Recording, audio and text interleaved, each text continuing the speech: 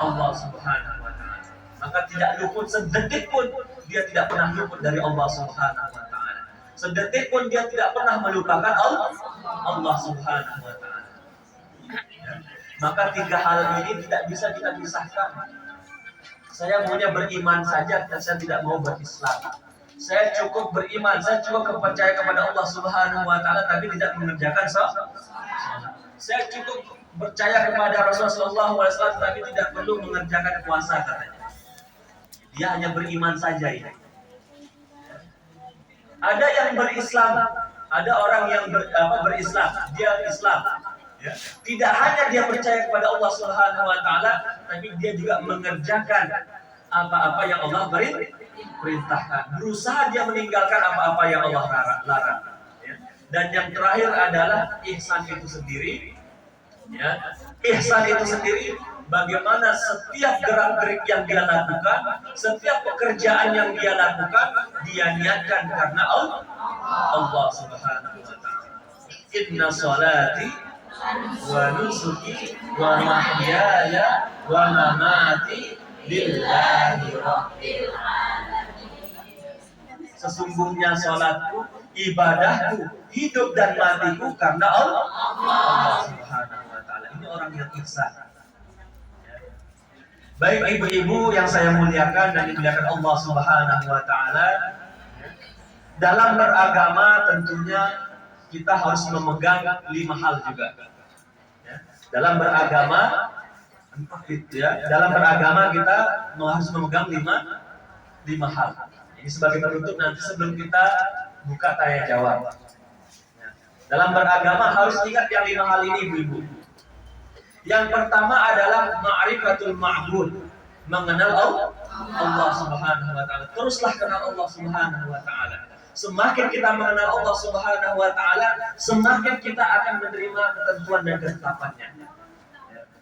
Misalnya ibu-ibu yang sering mengeluh, ya. Ustaz, ya, besar sekali cobaan saya di Hong Kong ini. Ustaz, ya, kok sedikit-dikit saya dicuekin sama teman-teman saya di Hong Kong ini. Ya. Sering kita mengeluh seperti itu. Atau mengeluh apalah, Ustaz, pasangan saya kok tiba-tiba dia selingkuh. Padahal saya senantiasa ngirim tiap bulan. Ternyata uang yang saya kirim dijadikan untuk selingkuh. Ya. Hal yang ibu alami sama dengan apa yang saya alami. Pasti kita akan mengalami mengalami ujian cobaan itu sendiri. Ya. Nah, ada cobaan yang juga saya alami waktu itu ibu. Dan sempat saya mengeluh kepada Allah Subhanahu wa taala saking besarnya cobaan itu. Saya sempat mengeluh kepada Allah Subhanahu wa taala. Ya, tidak saya kecewa kepada Allah, tapi sempat saya mengeluh kepada Allah Subhanahu wa taala. Ya. Apa itu cobaannya? Ya. Ketika anak saya yang pertama itu umur 3 tahun ibu-ibu. Ya. Ketika anak saya umur 3 tahun itu, ya, ginjalnya harus diangkat. Ya. Mungkin itu maksudnya dulu. Ya. Ternyata dia akhirnya anak saya yang nomor 1 itu disesar dia. Ya, disesar, dibedah ini perutnya, kemudian diangkat ginjalnya yang kanan. Ya. Sekarang yang tersisa hanya 1 ginjal. Ya. Nah, saat itu saya merasa mengeluh kepada Allah Subhanahu wa taala. Kok sebesar ini cobaan saya ya Allah? Kesalahan apa yang saya lakukan? Ya. Dosa apa yang pernah saya lakukan ya Allah? Ya. Setelah itu baru saya sadar, baru saya yakin ternyata Allah memberikan ujian kepada kita bukan semata-mata Allah membenci kita.